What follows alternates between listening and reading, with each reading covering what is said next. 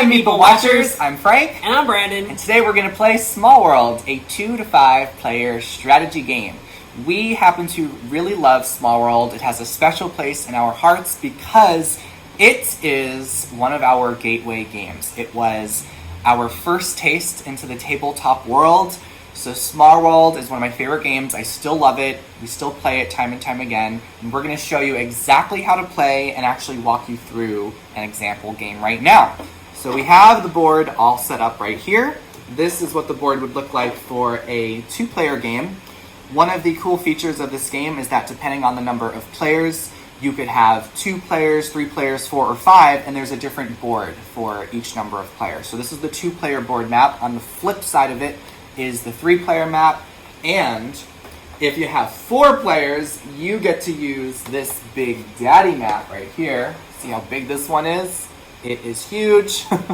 And on the back are even more spaces for 5 players. And it's really cool that the designer did this because it really does allow a lot more possibilities and it makes the game just flow a lot nicer if you're playing with a different number of players.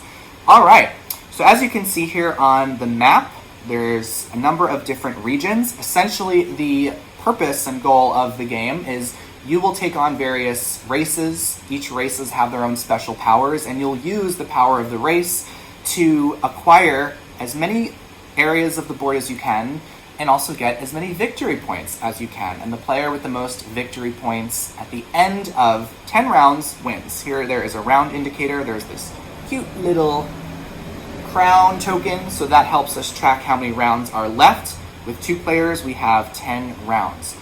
There's different terrains that we can acquire throughout the game. There are farmland terrains, so those are the yellow ones right here.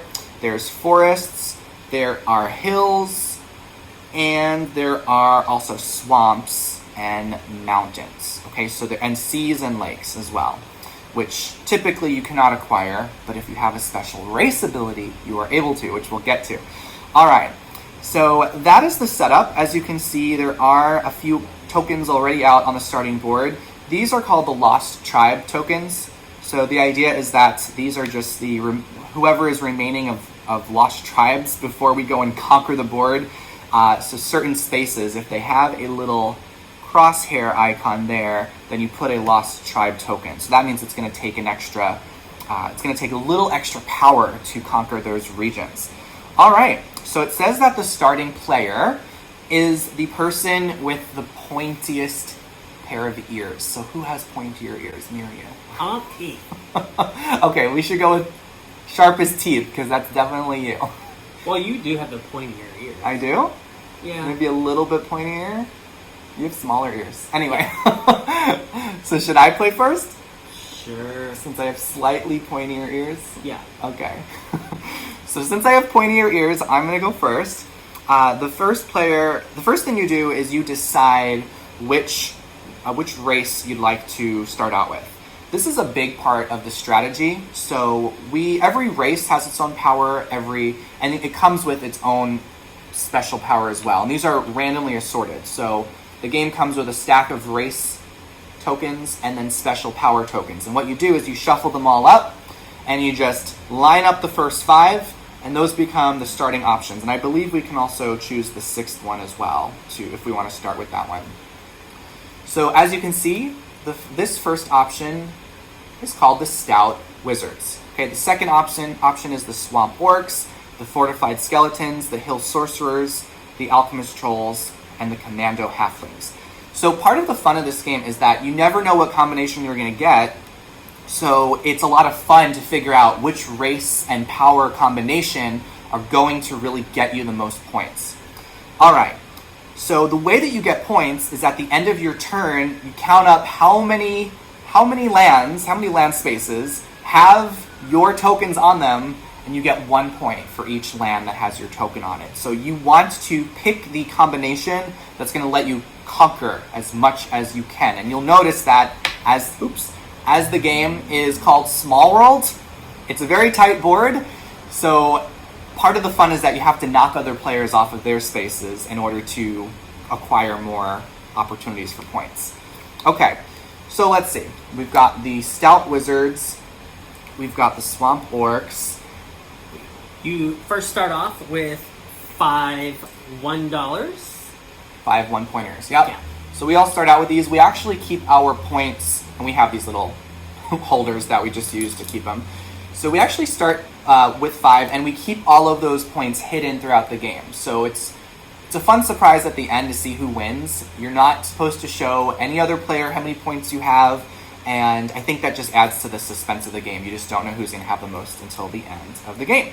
All right, so let's just go through what the starter options are to kind of give you a little feel for what possibilities we have right now. So if I were to select the stout wizards, that would mean that I would get 9 wizard race tokens. And the reason I know that it's 9 is because you add up these two numbers here. So you add up the number that's on the race token, the race piece, and the special power badge. Okay, so 5 plus 4 is 9. That is part of the strategy of the game, because the more race tokens you have, the more possibilities you have to conquer. And we'll show you exactly how to conquer in a little bit. So since this is just kind of a walkthrough, I'm not going to think too much about it right now. I'm just going to start out with the, let's see, I think I'm going to start out with these, oh yeah, we should also show that too. So the game comes with this really helpful cheat sheet that just reminds you what you can do on each turn. Every player can have this on their side, and on the back of it tells you exactly what all of the race powers are and the special powers do. So this we still refer to sometimes if we just want to understand exactly what everything does. Okay, so we might refer to that a little bit as we go. I'm going to take the swamp orcs. Okay, so since I'm taking the second option here, right, this is option 1, option 2, 3, 4, 5, 6, you are required to pay 1 token on each of the race options above the one that you select. So since I'm skipping the stout wizards, I'm going to put 1 point on that space, and I'm just going to slide out the swamp orcs and play it right in front of me, right here. So I'll make sure that they can see that. So there, I am right now the swamp orcs. I'm going to take 9 orc race tokens. So there they are right here. Okay, so 1, 2, 3, 4, 5, 6, 7, 8, 9. All right, and put the 10th one back. So since I took my race combination, I'm actually going to slide up what we have here. I'm going to slide up the Commando halflings to reveal a new combination number 6, which is the forest ratmen. Okay? So if Brandon were to decide on his turn to buy the forest ratmen, he would need to put 1 point on each of the 5 combinations above. Now, sometimes that is a good thing to do because it might be a really powerful combo, but the cost is that you're going to lose a victory point for every race combo that there is above. All right, so since I am the swamp orcs, what this means, and it's kind of helpful, they have this little icons on each one that shows you what it does, and as you get to know the rules, it makes it a lot easier. So the Orcs Power they're basically a race that benefits from conquering, from taking over regions that are already occupied by things. So for every non-empty region that an orc occupies, they get an extra coin at the end of that turn. So you want to get orcs if you're planning to do a lot of conquering of regions that have something on them already. Okay, so for example, this right here is an empty region. So if I were to conquer this region, I wouldn't get that bonus point. This, since it has a lost tribe, would give me a bonus point at the end of my turn. So that's the power that the orcs have. The swamp power means that for every swamp region that my orcs are hanging out in at the end of my turn, I get an extra victory point. So remember, you get 1 victory point for each region that you're in. For every swamp that I'm in, I'm going to get an extra point. So I want to look for the swamps, and I also want to look for the regions that have someone in them already. All right, so now let's go to the next part of my turn, which is the conquering. So on your first turn, the rule around conquering is that you have to come into the board at one of the ends or edge border spaces, right? You cannot just start by conquering right in the middle of the board. You've got to, kind of like you're just entering from the border. You cannot conquer into the sea, so I've got to look for a land space and start there. Now, the second thing to know about conquering is the cost to conquer a space. So it costs 2 of your race tokens to conquer any space. 2 of your tokens. So if I wanted to conquer right here, what are these? The hills? It would cost me 2 of my orc tokens. So I would just put 2 there, and then I could conquer any token that is adjacent to that. So basically any token, any land that's adjacent to where your race tokens are fair game for you. Now let's say that I wanted to conquer this region right here, which is a swamp region, so it's enticing for me because I have this extra point I'm going to get for the swamp. If I want to go here, it's going to cost me the 2, which is the base that you must pay for any land. You got to start with 2, and it's going to cost me 1 more to kill off this lost tribe. So it's actually going to cost me 3 tokens. 3 tokens are going to stay there. When you do kill a lost tribe, it just goes right back into the tray box, and the lost tribes don't come back onto the board. Okay, so I actually think that I'm going to do that because I know that I'm going to get an extra point for that space. So I'm going to go ahead and do that. So I am going to start by taking over this swamp area right here. So I'm just going to stack my 3 race tokens there, and I've got 6 more. All right. So remember, I am going to get an extra point, not just for every swamp, but for every non-empty region that I conquer, because that is one of my powers as an orc. So I am going to go here, which requires the base of 2 and 1 more to kick off this lost tribe token. So that's going to go off the board. And now I think I'm actually going to go here, because I just know that I'm going to get the extra point since it is a swamp area. So here's something interesting now. I have 1 token left. Obviously, 1 token is not enough to conquer a land because you need at least 2. So if I wanted to get this forest area, I would need 1 more race token. So the game comes with what's called a reinforcement die right here. And the reinforcement die you can use to basically try to just get that last space if you don't have enough tokens. So the die, though, is not very friendly. This is not a friendly die. As you'll notice on it, that there's, out of all of the 6 spots on the die, 3 of them have nothing on them, so you will get no bonus.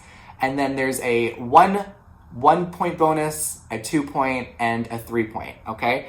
So when you roll this one, so let's say, the first thing you need to do is you need to decide like which one you're going after, right? So let's say that I decide I'm going to go after this. If I decide to go after the forest area, that means I need to roll a 1, a 2, or a 3 in order to put my token there and officially have the ownership of that land. So that would be the safest route for me to go, but I think I'm going to just kind of bet my odds a little bit. I'm going to go after, let's see. I think I'm going to go after this area right here. So that's going to require 2 or higher. A 2 or a 3. If you have a mountain in there, it's just like a lost city, a lost tribe, and you have to use an extra one. Okay, yeah. So there's a few mountain spaces. You put this mountain piece on there to remind you that you need an extra. So the mountains are pretty cool. Even though it costs extra to get it, it's harder for other people to kick you off of a mountain because they're going to need to pay a pretty high price, a lot of race tokens to get you off there. I'm going to go for it. So I'm going to try to go for the mountain. That means I need a 2 or a 3. So I only have a third of a chance to get this. Let's see. All right. Ooh, I got the 3. Okay, so that means I just get to put my 1 remaining orc token there. I now have finished my turn. So let's count up how many points I get. I get 1, 2, 3, 4 because that's how many regions I own. Then I get 5, 6 because those are the swamp areas.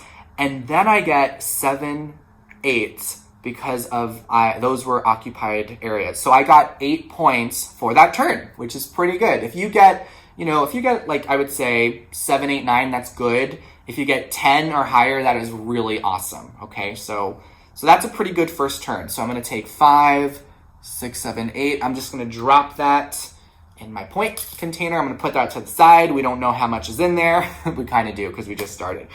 Okay, and that's my turn. So Brandon's up. No, you get to redeploy. Oh, that's right. I totally forgot about that. So the last thing you do on your turn is you, like Brandon said, redeployment. So redeployment means you get to basically just decide where you want to stack up all of your race tokens, but you can only adjust the number on the lands that you own, right? So let's say that I want to really protect my swamp areas, which I kind of do, right? Because I'm going to get 2 points every time I finish my round. So I don't want Brandon to kick me off one of those spots. So I might want to make sure that I stack those a little bit higher than the rest. Okay, so I think I'm going to keep it like that. Okay, and that's my turn now. I've redeployed. All right, so I've been going back and forth on what I really want to do, and I think I am going to go for the Commando halflings. Wow. I never get the halflings because I usually don't like them. Ooh. But it costs 4 of my victory coins. I'll get the Commando halflings. And I get 10 of them because there's 6 here. Wow. And 4 here. Okay, yeah. So you get 10. Halflings. Okay. Find where they are. Right here. Yeah. Cool. 1, 2. So as Brandon's counting that out, I remember seeing a video of someone playing this game, and I was like, that actually looks really fun. I don't know if Brandon's going to be into these kind of games. And when we first got this, we just could not stop playing it. We were obsessed with it. It's so fun. All right, so you got your 10? Yes. So with the halflings, I also get these 2. Yeah. And do you want me to explain that? Because it shows it on here. So these 2, wherever it is that I get to put my halfling, the first 2, I get to put these on there. And this makes it so that nobody else can do anything with their powers on those 2 spots. Yeah, so it's called a hole in the ground, and Brandon gets 2 of them.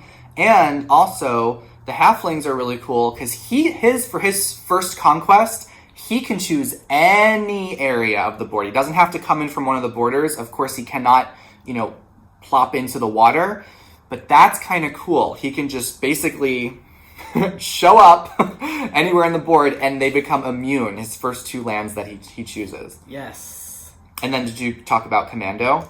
Oh, I didn't talk about Commando. Yeah, he has a very powerful combo. So the Commando is I get to conquer any region using 1 less token than usual. Yeah, so he has himself pretty stacked up to do damage right now. Yes. So I'm debating on just going anywhere, or I think I'm going to go after you. Oh, no. So this is going to cost me 2 for the initial and 3 to conquer, -1. So it's going to cost me 4. So since he has 3 on here, you give him 2 back and 1 is killed. Yep, so 1 is permanently taken off the game. Yes. So I get to hold on to these because on my next turn, I'm going to be able to use them.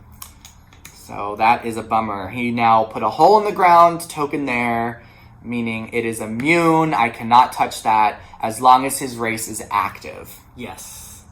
And I'm going for the swamp area because he gets an extra 1 in the swamp area. All right.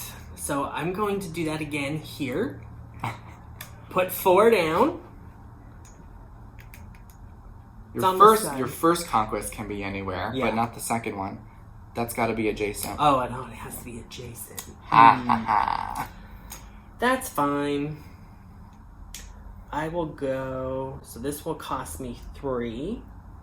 So 3 here. Give him back 1 and take 1 off. And... Did you subtract 1? Yes. Okay. And so my second one has to go there. Yep. It goes on the first 2.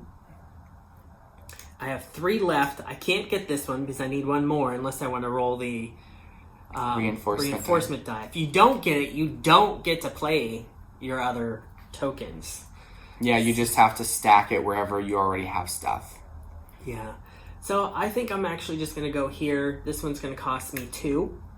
2 for initial plus 1, but minus 1 because I'm a commando. Mm-hmm.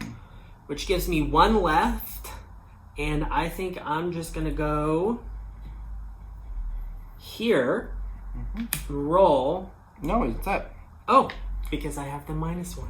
Yep. So how many points do you got? 4. 4. Aww. So he had 8 and I have 4. So he's going to take 4. And we'll advance the round marker to round 2.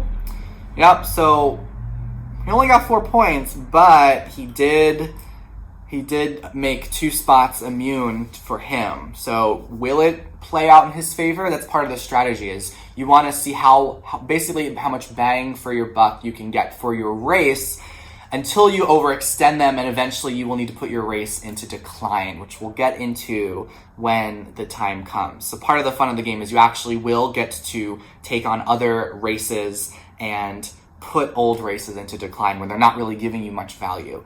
So let's see. I have the choice right now. I forgot to redeploy. Oh, okay. Since these 2 are safe, I'm just going to take them off and put them on the other ones. Okay.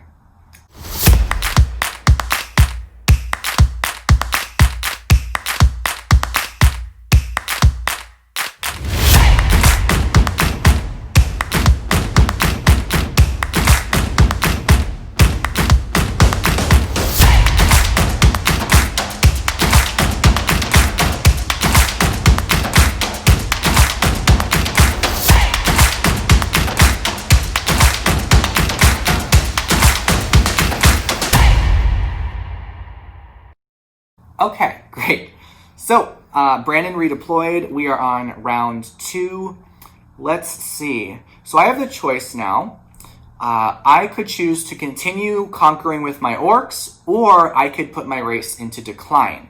When you go into decline, you have to just get rid of all of your tokens except the ones where you already have people on. Okay, so and your turn just ends. So you have to strategically go into decline. Usually you want to go into decline when you're still going to get a decent number of points. So let's see.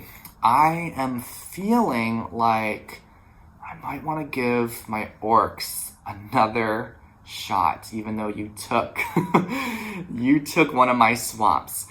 So I'm going to take these back. Let's see. If I choose to play with my orcs again, I have 5. Unless I want to abandon. So you can choose to abandon a region, which means you take the token back and you could go out and conquer with that token. All right. Well, if I go here, then it would cost me 3, right? Cost me 3, and then I would get some good points for that. I think I'm going to do that. And the lost tribe is going away. I've got 2 more tokens. So with my 2 more tokens, let's see. I think I know I get the points for conquering. If I go for this one, I just need to roll a 1, right? Oh! And they'll give me an extra point though, but if I don't get it. Yeah, okay, I'm gonna go for it. I just have to roll a 1. I have a 50% chance, right? Yeah. But this die is brutal. Oh my gosh. Yes! Okay, so that means these 2 go here, the lost tribe goes away. I'm going to count up my points. So I get 1, 2 for this one, right? I get 3, 4 for conquering. I get 5, and then I get 6, 7, 8. Yeah. Right? Because I not only conquered, but it's a swamp. So I get another 8 points, which is pretty cool. I'll take it.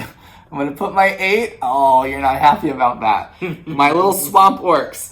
And lastly is the redeployment. So let's see. I'm noticing right now where are Brandon's little halflings hanging out, because he might just start to plow into me right now. And I feel like he played very aggressively the first time.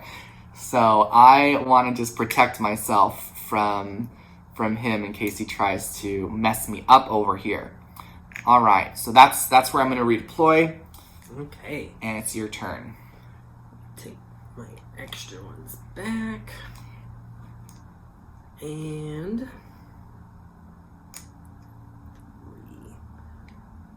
This one will cost me 3. This one will cost me 4. This one will cost me 3. Alright. How many do you have to play with? 6? 6. So he's got 6 race tokens to conquer with, unless he wants to abandon some other regions. Now remember, when you abandon a region, you're not going to get the point for it at the end. So that's another part of the strategy, is deciding on that. Alright, so I am going to take this one. Brutal. So he's spending 4 tokens just to get me off my swamp. And I'm going to roll for this one. I need 1 or more. So I'm going to put these here. And... Oh, no. Evil. Alright, now... It's a brutal game. Points. 1, 2, 3, 4, 5, 6 this time. Oh, he's getting up there. Okay. Darn it. And then redeploy. I'm going to put that there.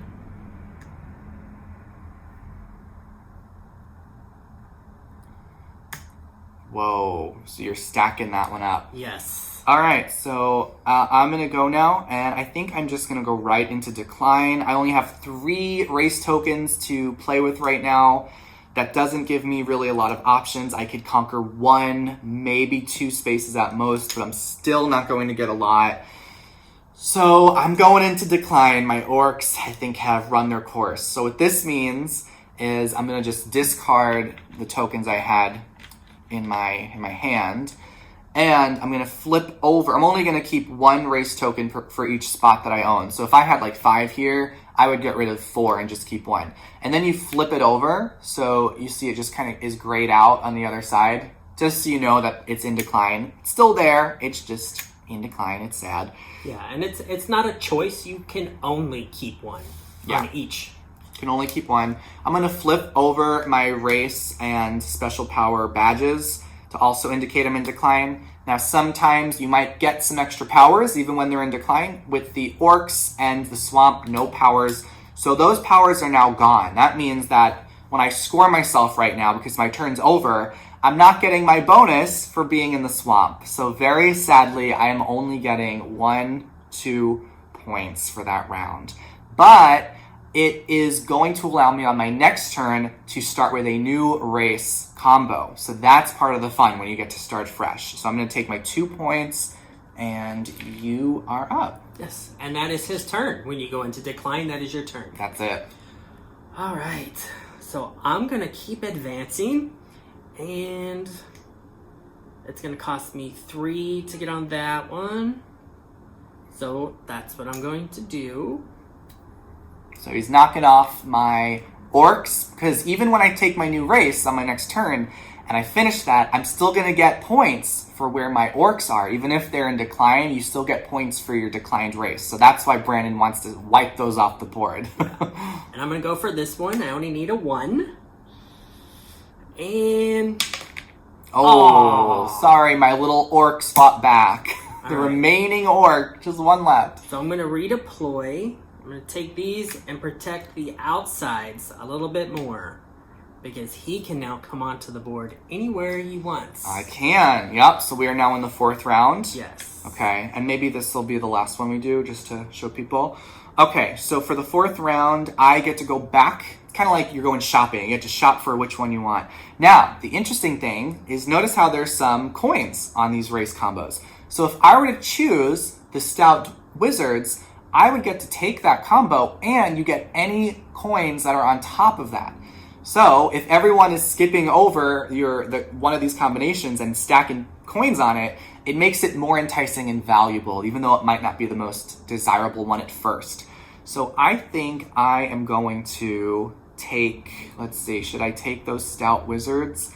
I know that for the Wizards, one of the powers, as you can see, there's a +1 with this magic source token. So for every land you own that has a magic source in it, you get an extra point. The Stout power is really cool because with that one, you can choose to go into decline at the end of the turn, a turn that you conquer in. So that is amazing. It can save you a whole extra turn, and that's what is making me really intrigued by the stout wizards. Let's see. I think I'm going to, take them. I'm also noticing where you are and what's going to give me the most race. You know what? I didn't score myself. You didn't? No. Oh. 1, 2, 3, 4, 5, 6, 7. 7 points. My bad. Oops. Okay. So I think I'm actually going to take the fortified skeletons.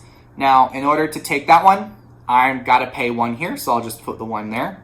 So fortified skeletons. That means I get 6 plus 3 equals 9. So I'll get 9. Can you give me 9 skeleton tokens? Yeah. I'll just explain what this combination allows me to do. So the skeletons are pretty darn unique and cool. So with the skeleton race, what it means is that as you are conquering during your redeployment, you get to take 1 new skeleton token from the tray for every 2 non-empty regions that you conquered and deployed in. Okay, so it's kind of like your skeletons just multiply the more that you conquer. Now, there are a bunch of extra skeleton tokens in the tray, and they're there because you can acquire more of them as you continue to conquer with your skeletons. It's really fun to play with this race. And the fortified ability, as you can see, this is what it looks like over here. This is what fortified is.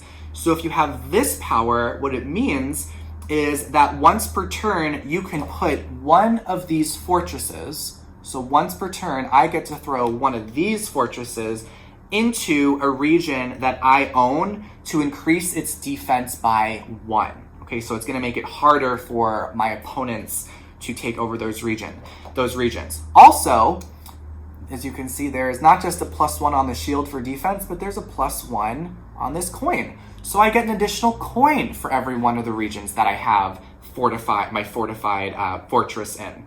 And it's really cool because once this race combination goes into decline, I still get to keep the fortresses there. So that is kind of awesome. All right, I'm going to now conquer with my fortified skeletons. Let's see, I only get to put 1 of these per turn, right, onto a spot. I don't get to put a whole bunch, just 1 per turn. All right, so I've got 9. That's kind of cool. I am going to put, let's see. I'm thinking, do I want to start to wipe Brandon's halflings off the board? Because he's still got a lot. He's spread out so much right now. And I do get a benefit of conquering because I get to have that. And I noticed that Brandon kind of stacked up the borders because he knew that I was entering with a new race. Okay, I'm totally going to go for it. So this is going to cost me 4, right? 2 for the land, and then another 2 to knock out your guys. Mm-hmm. So 1 of your halflings is going bye-bye forever, and you get this one back. Yep. What's that one doing there? It's the one from last time. Don't you? Oh, but you get to redeploy that somewhere else if you didn't roll. You actually get to put it somewhere else that you own. You don't just keep it here. I thought you couldn't do that. I'm pretty sure you can. Okay. Yeah. No, you can do it. Well then. So then I'm going to take 1 more. And that just goes back to you. You're welcome. Okay, Where does this go? Here. So that cost me 5. Oh my gosh. Not so great, but I think I'm going to go here. It's going to cost me 3. So that goes away. And I have 1 more. So what shall I do with this 1? I think I'm just going to try to go for, let's see, this one right here. So I need 2 or 3. 2 or 3, let's see. I've been lucky so far. Ooh, I've been lucky this game. Yeah. So I'm going to kick off that. I'm going to put, let's see, what do I want to fortify? I'm going to fortify this one. So it's going to make it harder for Brandon to take over. I get to take an extra skeleton, right? That just hangs out with me because I took over 2 regions. For every 2, I get 1. Do I get to redeploy that one right now? I'm not sure. That would be really cool if I could redeploy it. During troop redeployment, take new skeleton from the tray. I'm not sure. Okay, so I'm going to put, let's see, this one's really powerful. This one's really powerful. 1, 2, 3, 1, 2, 3. 4. Okay. Do you think that one hangs out in my hand? I think so. Maybe. Okay. We've had to sometimes look into the Board Game Geek forums for just little nuances with the rules. And we actually have a whole printed out cheat sheet that some kind person made that just explains the unique combinations and some nuances. All right. So I didn't collect my points. No. I get 1 point from my precious little orc that's been remaining. So 1. I get 2, 3, 4. And then I get 5 for having the fortress. So 5. Not the greatest, but I'm just going to plop 5 in there. Yeah. So, I'm blocked. He can no longer come this way to come and get me. So all this area is great for me. So I'm going to take this one back. And then what I can do, because I have 5 on the board and I have 3. It only costs me 1 to get each one of these. So that gives me 8. Wow. Nice job. Nice. All right, and that would bring us into the 5th round. I think that's a good place to maybe stop. Okay. Just to give you a little taster of the game. We would advance all the way to the 10th round, and at that point, we would be able to count our victory points. Count up all the victory points. Yeah, so shall we just count them up right now just to see? Of course, there's plenty of game left. We've only played through half the game. So let's just see if we were to end right now, who would win. How many do you have? 26. 26. I've got 10.